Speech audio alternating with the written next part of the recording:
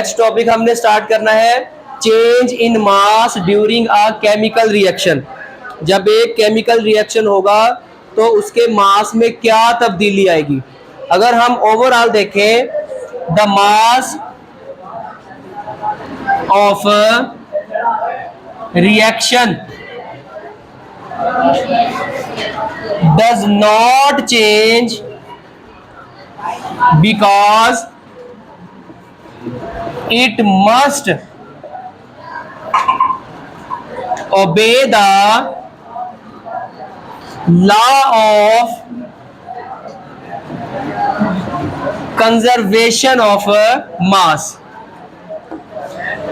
Reaction का मास जो है वो रिएक्शन के दौरान कभी भी चेंज नहीं होता, क्योंकि ये हमेशा ओबे करता है किसको? Law of conservation of mass को।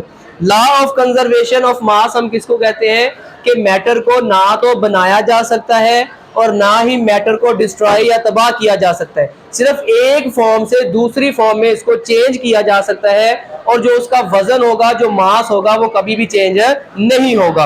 लेकिन यहाँ पे कुछ रिएक्शन ऐसे होते हैं जिनमें चेंज इन मास जो है वो टेक प्लेस होता है, उसके मास में तब्दीली आती है। वो कौन से रिएक्शन होते हैं? There are some reactions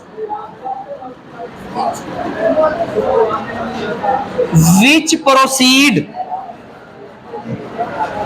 with the change in mass। यहां पे कुछ रिएक्शन ऐसे होते हैं जो आगे बढ़ते हैं मास में तब्दीली के साथ। वो कौन से रिएक्शन होते हैं? In which one of the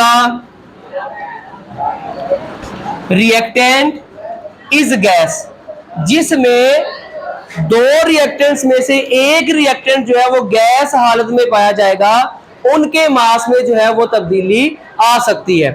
इसके लिए हमने कुछ एग्जांपल्स करनी है। फॉर एग्जांपल, अगर हमारे पास एक रिबन है मैग्नीशियम का, उसको अगर हम बर्न करें, जलाएं, for example a ribbon of magnesium is burn in an open container।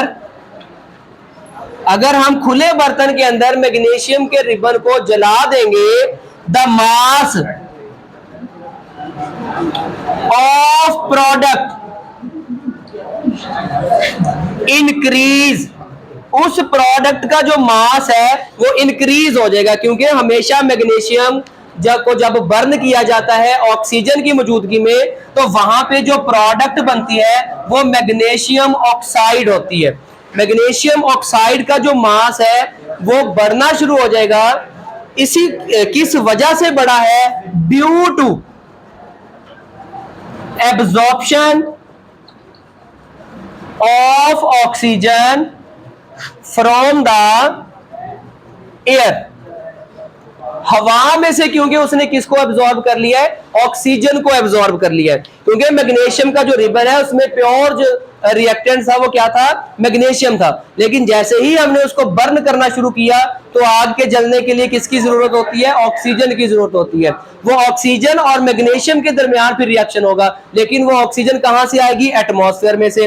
पहले हमने मास किसका लेना था? सिर्फ मैग्नीशियम का। उसके बाद जो प्रोडक्ट बनी है मैग्नीशियम ऑक्साइड, उसका वजन जो था वो पहले रिएक्टेंट से ज्यादा था। क्यों? क्योंकि उसने एटमॉस्फेयर से कौन सी गैस को एब्जॉर्ब कर लिया? ऑक्सीजन गैस को एब्जॉर्ब कर लिया। अब उसके बाद नेक्स्ट अगर हम देखें, अगर हम दो रिएक्टेंट्स मैग्नीशियम और ऑक्सीजन को क्लोज कंटेनर में रिएक्शन करवाएंगे तो फिर उनके वजन में कोई भी तब्दीली नहीं आएगी, क्योंकि वहां पे ना तो बाहर से कोई गैस दाखिल होगी और ना अंदर से कोई गैस जो है वो बाहर खारिज होगी। When magnesium and oxygen react in closed container, then the mass of reaction does not change। तब जो मास होगा रिएक्शन का वो चेंज नहीं होगा, क्योंकि वहां पे कोई भी चीज गैस ना बाहर से एंटर होगी और ना अंदर से कोई गैस बाहर निकलेगी। अब उसके बाद एक और हमने एग्जांपल पढ़नी है जिसमें मास जो है वो रिएक्शन का डिक्रीज होगा। उसमें हमने कौन सी एग्जांपल पढ़नी है कि when the reaction of marble chips take place with the hydrochloric acid. जब मार्बल चिप्स का रिएक्शन करवाया जाता है हाइड्रोक्लोरिक एसिड के साथ, then a gas carbon dioxide produce which move into the atmosphere। वो कहां पे चली जाएगी? एटमॉस्फेयर में चली जाएगी।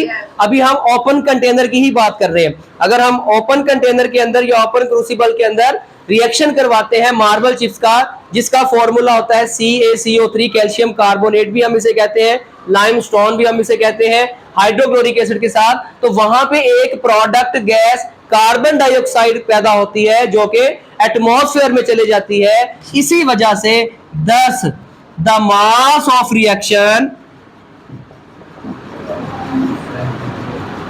डिक्रीज। तब रिएक्शन का जो मास है वो क्या होना शुरू हो जाएगा? डिक्रीज होना शुरू हो जाएगा, कम होना शुरू हो जाएगा। अब उसके बाद इनका हम रिएक्शन भी देख लेते हैं कि रिएक्शन क्या होगा। कैल्शियम कार्बोनेट मार्बल चिप्स का फॉर्मूला है, इसका हाइड्रोक्लोरिक एसिड के साथ जब हम रिएक्शन करवाते हैं तो वहां पे पहले नंबर पे एक साल्ट बनता है कैल्शियम का और क्लोरीन का, क्योंकि कैल्शियम की वैलेंसी कितनी होती है? +2, तो इसको 2 नेगेटिव चार्ज चाहिए, तो 2 क्लोरीन इसके साथ अटैच हो जाएंगे, CaCl2 प्लस उसके बाद यहाँ पे जो CO3 थी इसमें से एक कार्बन डाइऑक्साइड गैस जो है वो निकल जाएगी। अब यहाँ पे हमारे पास एक ऑक्सीजन बचा और 2 हाइड्रोजन बचे, ये दोनों मिलके क्या बना देंगे? वाटर बना देंगे।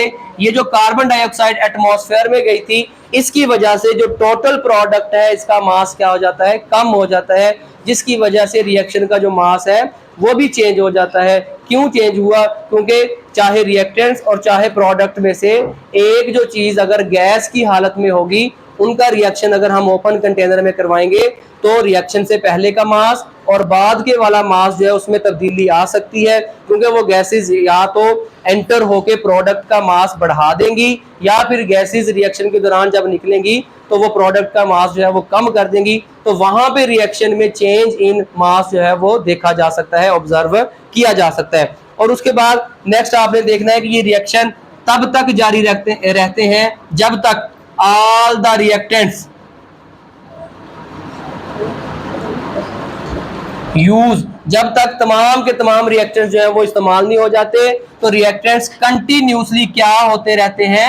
डिक्रीज होते रहते हैं, कम होते रहते हैं। और जो प्रोडक्ट है वो कंटिन्यूसली जब तक रिएक्शन जारी रहता है प्रोडक्ट की मिकदार में क्या होना शुरू हो जाता है? इंक्रीज, उनकी मिकदार जो है वो बढ़ती रहती है। हमेशा जब रिएक्शन होता है तो रिएक्टेंट्स यूज होकर प्रोडक्ट बना रहे होते हैं, रिएक्टेंट्स की मिकदार यहाँ पे है, प्रोडक्ट की मिकदार यहाँ पे है, रिएक्टेंट्स कम होते चले जाते हैं और प्रोडक्ट की मिकदार बढ़ती चली जाती है। एक आपने ग्राफ इनके दरमियान जो है वो बनाना सीख लेना है।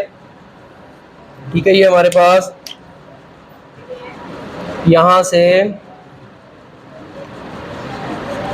बल्कि यहाँ से प्रोडक्ट जो है वो आहिस्ता आहिस्ता क्या हो रहे हैं, बल्कि रिएक्टेंट्स जो है वो कम हो रहे हैं और जो प्रोडक्ट है उनकी मिकदार जो वो क्या हो रही है? आहिस्ता आहिस्ता बढ़ रही है, इंक्रीज हो रही है। ये आपने बना लेना है। ये रिएक्टेंट्स है और ये प्रोडक्ट है। ठीक है।